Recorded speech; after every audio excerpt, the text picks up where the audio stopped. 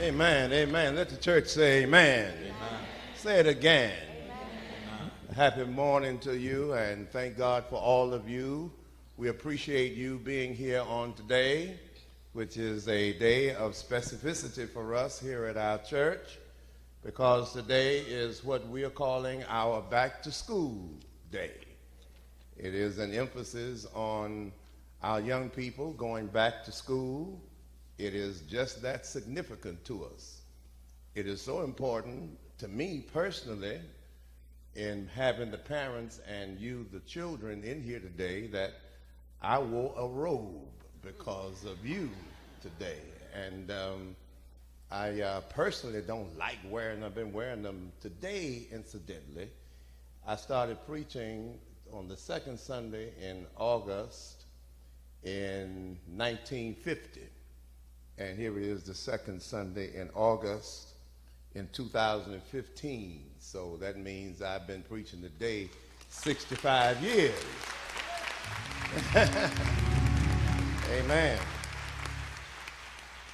But because of you, the children, all of you young people who are going back to school, some of you have already begun, some of you will start tomorrow, some start real soon. And because of you, dear parents who are here today, I wanted to honor you with how I looked to you today. So I put my clerical pastoral garb on, the best I got for you, because you, the children, and you, the parents, are just that important to the aggrandizement of us all. Now give yourselves a hand.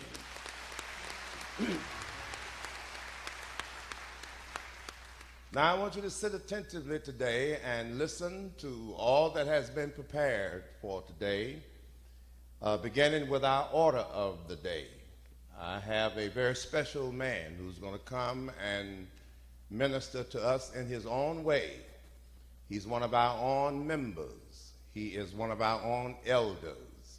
He and his lovely wife were made elders in the last transition of eldership that we made. He is a retired principal, and I have reference to Elder Clarence Callaway. Is going to come and he's going to speak today, and hopefully something will be said or you will hear something to inspire you to go farther and work harder in the Master's vineyard. Let us receive Principal Clarence Callaway by lifting our right hand and calling his name. Brother Callaway, Elder Callaway. Now give him a rousing applause, will you? Good morning. As a young boy in Alabama, my parents used to say that God works in mysterious ways. And as a young man, I didn't know what that meant. But for Christmas, I got a transistor radio. And when the weather was clear, we could catch broadcasts in Atlanta. Can you not hear me? Okay. And I listened to WOAK. And the DJ was Brother Patterson. And he introduced this young man as the son of thunder. And when I moved to Atlanta, the first thing I wanted to do was just meet the son of thunder. And not only has God allowed me to meet him, but has allowed me to share the same podium with him. Isn't God good? Isn't God good? Sir, I thank you for this opportunity. This is my passion, and that is helping parents help their children to succeed in school and in life. Giving honor to our executive pastor, Pastor Perriman, Commissioner Bell, and all the leaders of the church. Good morning again. Today, all of us have two things in common. We can all inhale, and we can all exhale. Somebody ought to say hallelujah. Hallelujah. To the young people here today, I want to say this to you. Oftentimes as adults, we take for granted what you go through every day as a young person. We take for granted the trials and tribulations of being young in America. We take for granted the many tough decisions you have to make every day, many times just to survive. I want to say to you today, I see you, I hear you, and I trust that the Lord will take care of you. To the teachers and educators here today, to me, there's not a more noble job than educating children. But today, you are competing with material things. You're competing with the social media, which makes it very difficult to do your job. And many of our kids have been blindsided, and they've totally lost focus of what school is all about. To the parents here this morning, having children is perhaps the greatest blessing you can receive. But there's never been a more difficult time to have and raise children in America.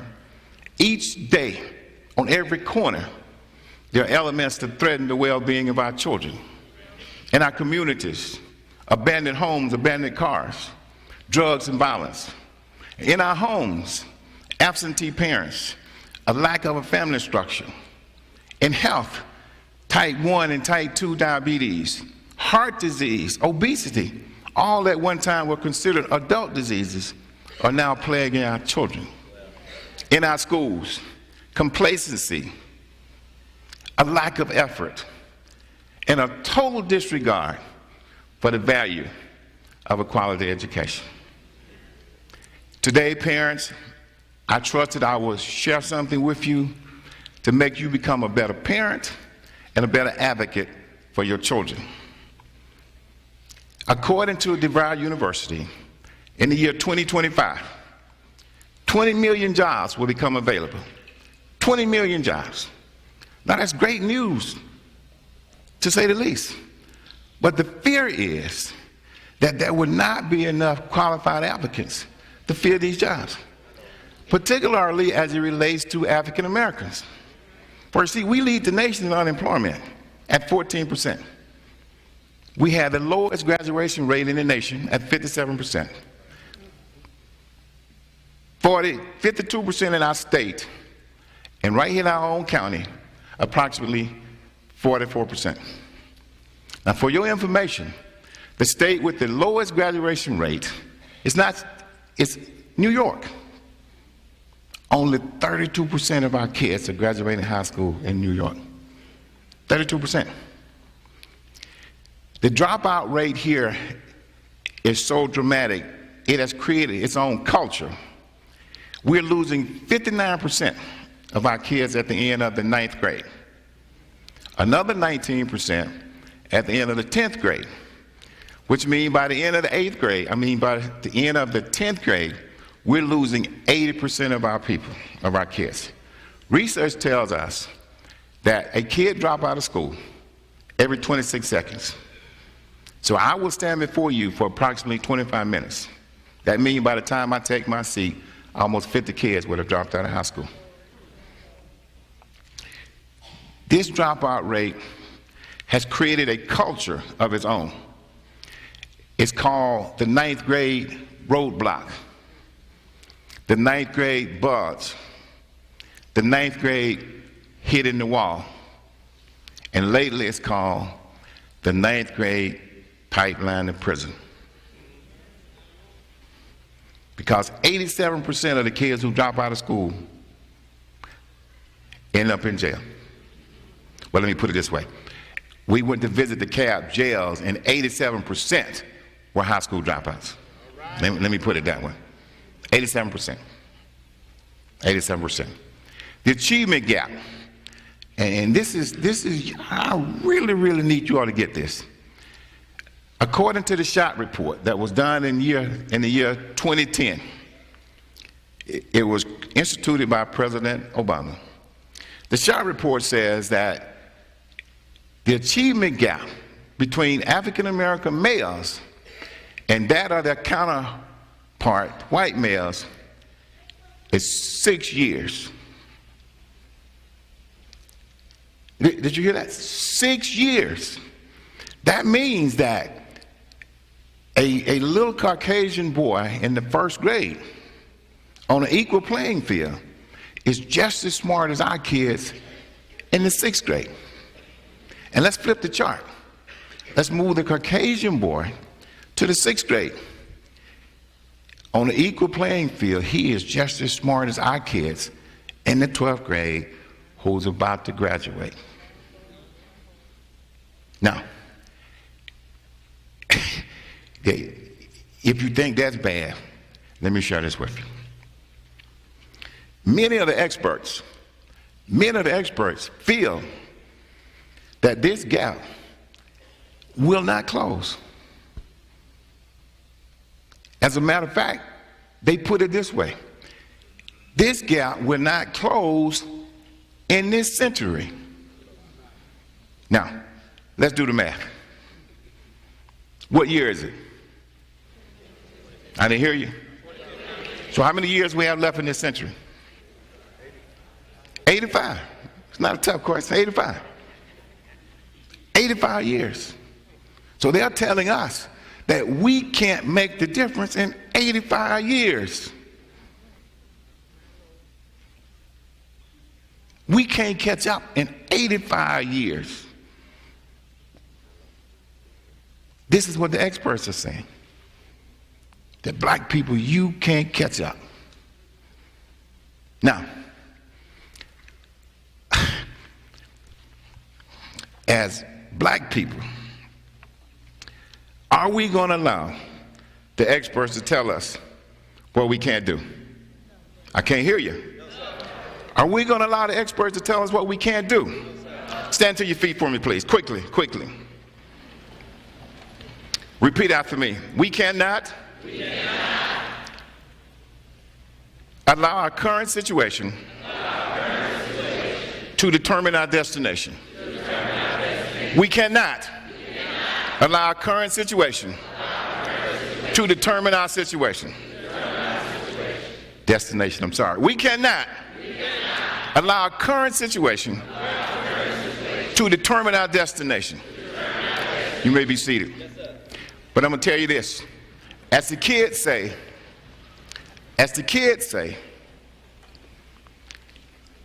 it get worse.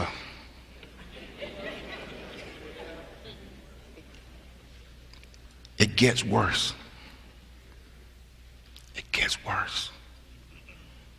The same experts say, not only will we not catch up,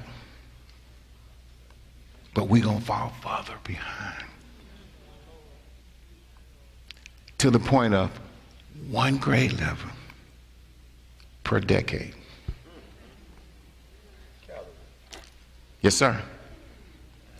1 grade level per decade. Now, what does that mean? That means that in the next 40 years, the achievement gap will be 10 years. That means that a 2nd grade Caucasian young man will just, on an equal playing field, will be just as smart as our seniors who graduated high school.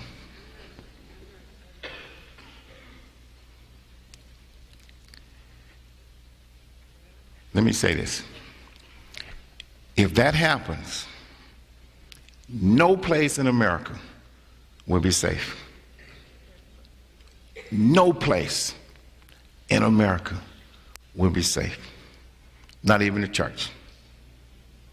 We cannot sit back and allow this to happen. We can't do it.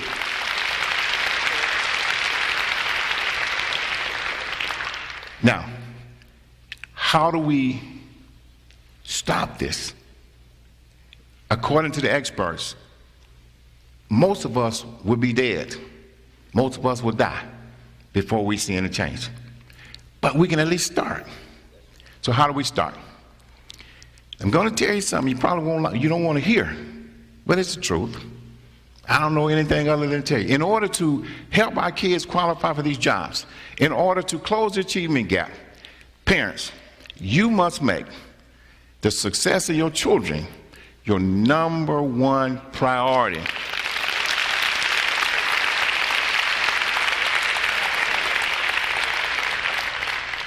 You must become obsessed with their success. Every time you lay down, instead of trying to figure out what Cash 3 is going to be, create some strategies for your kid. And I'm going to give you some this morning. And all you have to do is follow. Now, some of you might say, what qualify him to give us strategies? 37 years in the schoolhouse. I became a principal at 28 years old. Didn't know what my duties were, but I knew I was a principal. So from 28 until the time I retired, I served in leadership. And I saw countless parents. I saw so many of you guys, you just walked in the building every day. And I saw all the mistakes you made. You make so many mistakes when it comes to helping your children. So today I'm going to fix them for you. Okay, I'm going to fix them for you. But you got to keep in mind, the success of your child has to be the number one thing on your mind. First thing I need you to understand is that the teachers know what they are doing. Amen, somebody. The teachers can teach your kid. Teaching and politics are the only two professions where everybody can do it better. There's some of you sitting out here right now can run this country better than President Barack Obama. I guarantee you, some of you sitting right here can do it. So you think. Teachers can do their job. Let them do it. Now, I know what you're saying. As it was said this morning, are there some bad teachers? Sure. Are there bad police officers? Yes. Are there bad doctors? Yes. Now, let's bring it home. Are there bad parents? Yes. But the key is, they're not trying to be bad. No, they're not trying. No parent want to be a bad parent. But sometimes we just don't know. So, secondly, let me share this with you. Parents, you have to understand the protocol. See, every organization has a protocol. Every business has a protocol. How many of you are fortunate enough to have a checking account and you've been to the bank lately? Can you just walk in and walk right up to it and tell them? Why not? There are little lines and there are procedures, right? They're protocol. You can't just walk up in the schoolhouse all willy-nilly and see the principal. It doesn't work that way. You know, it's like this. You walk into school and the principal is standing in the hall. You go in the office and say, may I speak with the principal? Secretary say, he's busy. You should know he's not, he's standing in the hall. But trust me, when he's standing in the hall, he's on his job. The number one rule for a principal is visibility. The only other alternative you have is that he's not in the building. Now, which do you prefer? Him standing in the hall, not in the building? Thank you. The same thing applies for teachers. When teachers are out on bus duty, that's not the time to have a conference with your kid. The teachers are being judged. That's part of their job. They're doing their job. And you can't stop them and expect them to talk to you about your child. I don't care how special your child might be to you. He ain't that special to that teacher. So give the teachers a chance. Second, this is why we have parent conference night. Now, let me share this with you. I want to share something with you. This is 47 cents. This is perhaps the greatest investment you can make when it comes to your child. You take this book and put all the important information about your school. The school name, the location, the directions, everything you can think of about your school. And you put it in your car.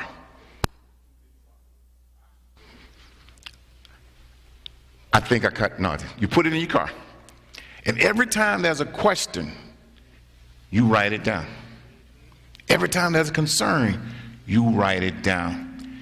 There's nothing more frustrating to a principal and a teacher to hold a conference. And when the conference is over, ask the parent, do you have any questions? And the parents say no. Now this boy done flunked every class. Gets sent to in school every day, and you don't have any questions. Let me say this. If you can't think of any question, you can always ask this: how can I help you help my child in school?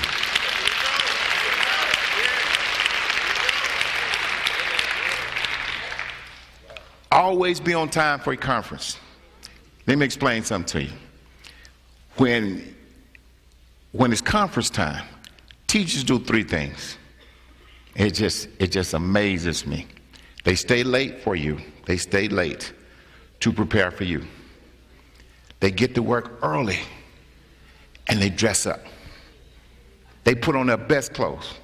You can always tell when there's a conference, because the teachers look a little different. They dress up for you. And you get there late. See, I'm going to be honest, white people don't understand this. They don't understand how you can get to a parent conference late. They don't understand this. Then when you get there, you don't have any questions.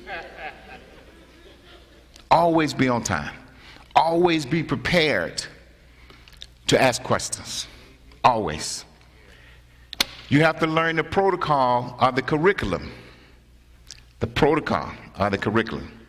How many of you all know that reading, the way it was taught back in the day, reading aloud, round robin reading, is no longer taught in our schools? Did you know that? All right. Somebody say it's sad, but listen to this. Research was done at the University of Arkansas to ascertain which was greater, silent reading or reading out loud. The results came back, it was no difference. It was no difference. But see, the problem is sometimes when kids read silent, the teacher don't go back and don't go back to challenge what they have read. So this is how Johnny sits in the 9th grade and can't read. Reading must be taught at home. 51% of what you do must be at home. You know, I'm going to share a story with you. I don't like to share stories, but this is a true story. My last couple of years as a principal, we couldn't afford substitute teachers, so I taught a class. And I had the boys to read. Oh, biggest mistake I could have made. It was painful just listening to them. But this one young man walked in, he's Mr. Callaway. They said, "You're going to make us read." I said, "Yes, I am." He said, "Well, let me tell you something now." This is a 9th grader talking to the principal. He said, "Let me tell you something." He said, "Don't call on me to read." Yeah. He said, "Don't call on me to read, I'm telling you." He said, "If you do, I'm going to turn this school out." Now, I'm the principal of the school. This is not a parent, this is a kid. So, when I called the roll, being the principal, guess what I did? I called on him.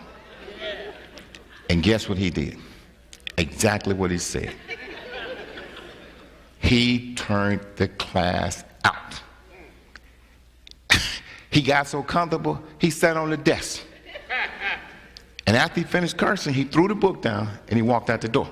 But what was amazing about that is this. All the rest of the boys sit there. It was none of my boys in the class. They sat there. They didn't even move.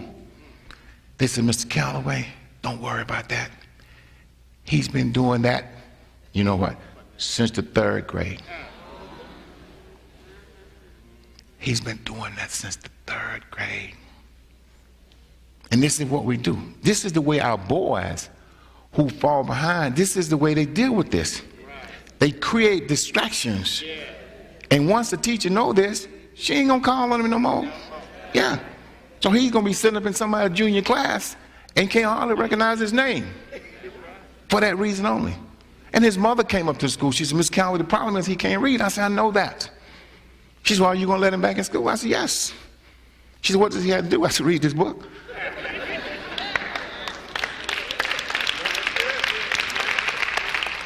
The sad part about it is that he didn't come back.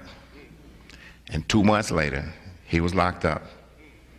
And he's serving 20-some years for armed robbery today. True story.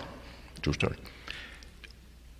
Mathematics. How many of you got elementary kids? If you have elementary students, raise your hand.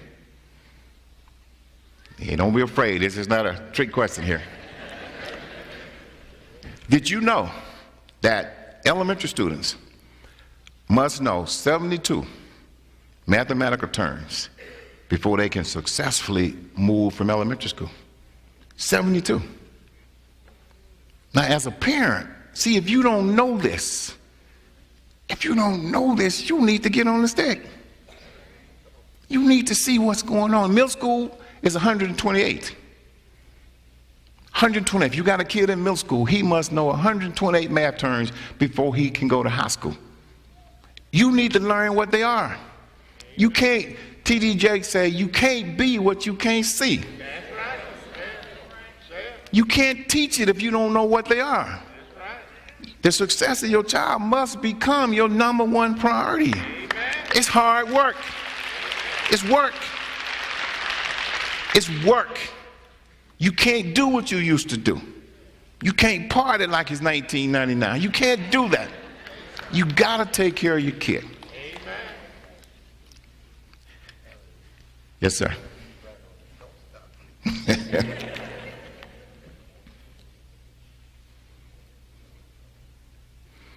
Never criticize the teacher in front of your kid.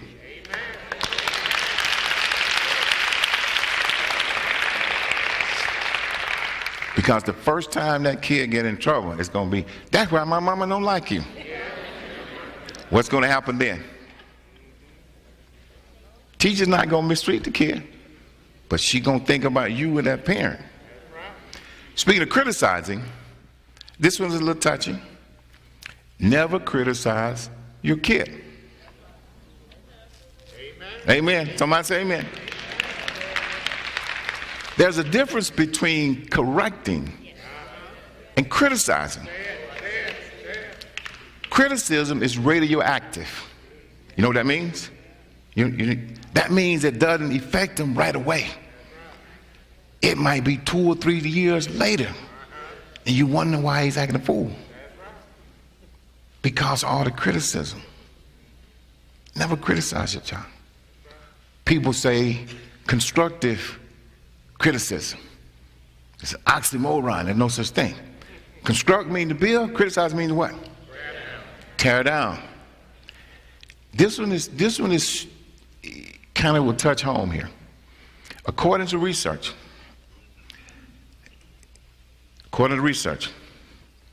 when the average African American teenager reached age 17, he or she would have received almost 1 million negative responses.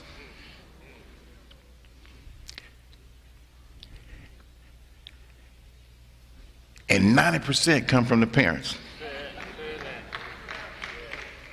90% come from the parents.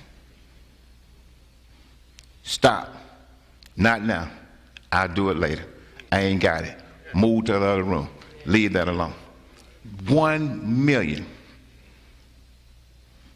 And you wonder why they behave the way they do.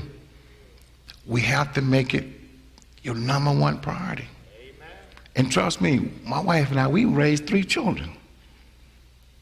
My dad was going on vacation once and he couldn't understand why we didn't go. Because I had to stay there and make sure my kids were straight. You have to make them your number one priority. There's a new kid in town. This kid is called, there's a new at-risk kid that's cropping up in our schools. This is a new at-risk kid. In our schools, we have 3 types of kids. We have the always kids, the sometime kids, and then we have the never kids. Always kids always do what's right. Always turn in their work on time. Always listen to the teacher. Always prepare for class. Then you have those sometime kids. Sometimes they do, sometimes they don't. And then you have those never kids. Don't never do anything, especially in middle school. They don't ever get to school on time. They don't ever get to class on time. They don't never turn in their work, but they're never absent. They're always at school. Always at school. They don't never miss a day. And sometimes you just want them to stay home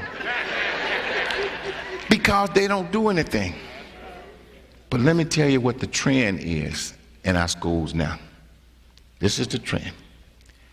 And I'm sure some of you have experienced this. Have you experienced your child being a great kid up until about a year ago, and then all of a sudden his behavior changed? All of a sudden he doesn't quite listen to you. All of a sudden he doesn't quite follow the rules. And you wonder what's going on. Then you search yourself and you realize you're not doing anything different. Well, it's not you. The trend is changing at school. See, the sometime kids are becoming never kids. And the always kids are becoming sometime kids. Isn't that wild? If you don't get a grip. See, parents so often say, well, he's just having a bad day. No. The trend is changing. And as parents, you have to recognize this. One last thing, and I think my time is up, but let me share this with you. Never get so upset with a teacher until you ask to have your kid move from her class to another class. You should establish a professional relationship with the teacher. If you get upset with the teacher, you and the teacher deal with that. Don't involve your kid. See, the scenario looks like this. You get upset with the teacher, you run to the principal and say, I want my child moved. Your child is moved. All of a sudden, what started happening? No. What started happening?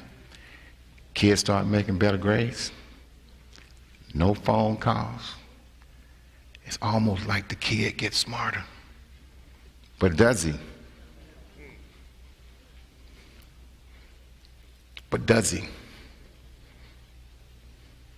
I'm being honest with you. Does he? Let me tell you how the system goes. The superintendent called the principal and said, look, do whatever it takes to make Sister Smith happy. Superintendent called the principal called the teacher and said, look, do what it takes to make her happy. Now, is that right? Is it fair? But is it real? You better believe it. You better believe it. Because teachers don't want to put up with you when you don't want to act right. You know, if you are 1 out of 1,500, the average is pretty high, wouldn't you say? Yeah, they don't want to put up with that. So you're not helping your child when you do that. You're not helping your child at all. You have to understand that teachers don't go to school and go through all that work to mistreat your child. They don't have time for that. They don't have that kind of time. I have, in my 37 years, I've never seen a teacher who didn't like a kid. There's some behavior I didn't like. But as far as not liking the kid, you look past the behavior and you understand that it's just a kid.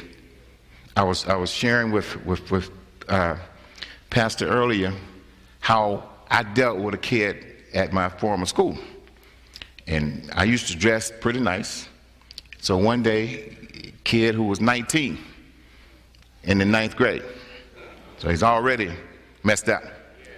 So he tells me one day in front of his boys, you know how guys get in front of the boys. He said, Mr. Callaway, you think you something with that old bald spot in the back of your head. I stood there for a second. I took a deep breath, and I turned and walked in the office. I went and sat down and went on about my business. About 15 minutes later, he came in and said, Mr. Callaway, I apologize for what I said. He said, I know I shouldn't have said that. I said, but it's true, I have a bald spot. He said, but I know I shouldn't have said that. He said, my friends say I'm lucky because you didn't suspend, my friends say I'm lucky because you didn't suspend me out of school. And I looked at him and I said, oh no, you're not lucky at all. I said, no, you're not lucky at all. He said, you're going to suspend me? I said, you're doggone right. But the key is this. I didn't do it out there in front of his group. See, that's the key. I didn't do it in front of his friends. And then the suspension was this. You're suspended until your mother can come up here. He said, so if my mom can come today, then the suspension over? I said, yes, yes. Let me tell you why I did it. The boy's mother didn't have a car. She had to catch public transportation. And I knew it would have taken him at least 3 or 4 days to get her up there. My goal was not to put him out of school. My goal was just to help him become a better young man. To teach him there are things you just don't do. Things you just don't say. You just don't do them, and you just don't say them. Pastor Issa, my time is up now. I could keep going, sir. Okay. Yes, sir, I can do that.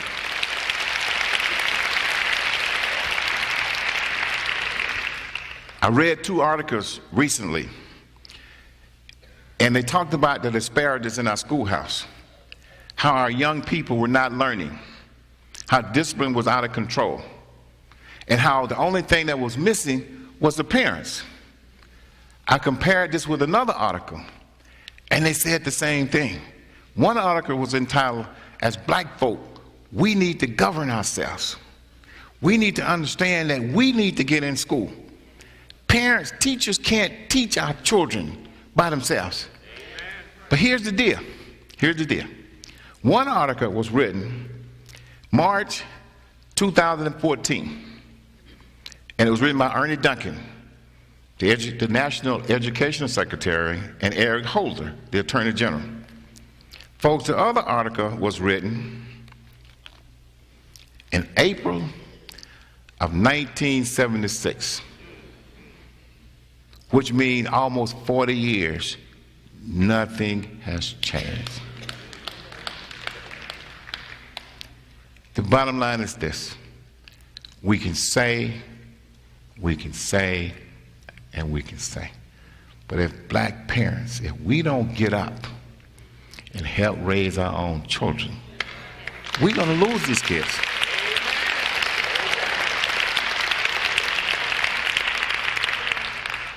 The president says,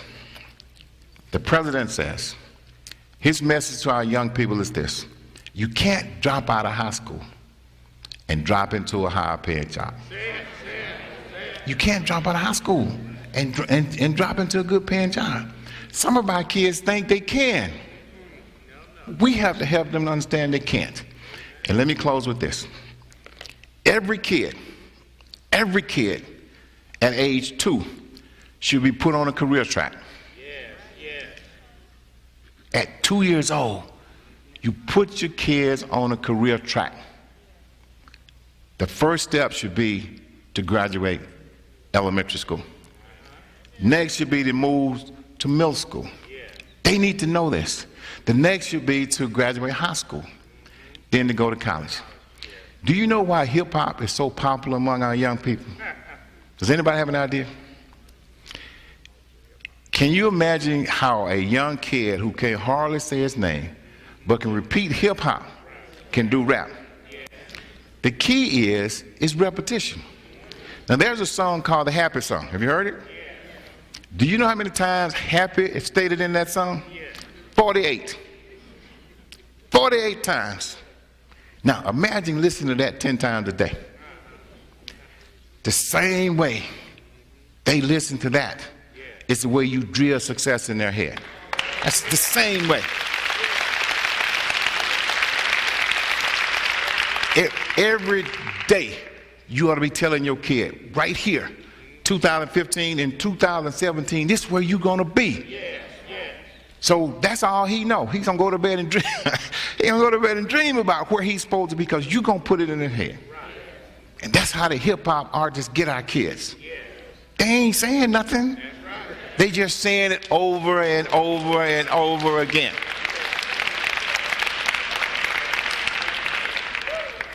I trust that I've said something that has inspired you.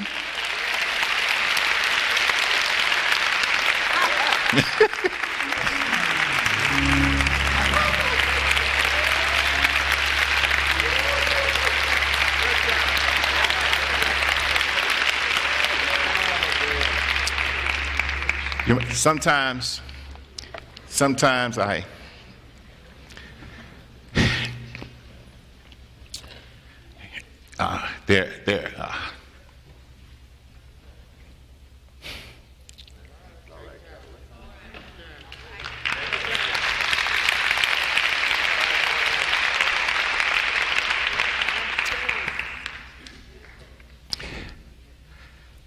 just leave it alone.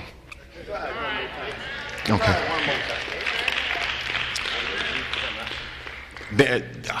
There are times when I see little boys with their mothers, and I know they ain't gonna make it. They're not gonna make it. They're just not gonna make it. We have to do better. Thank you. Well. Thank you. That's the best I've heard. Thank you, sir. Thank you. Come on, y'all, put your hand together better than that. Get up on your feet and clap your hand because God has spoken in the house.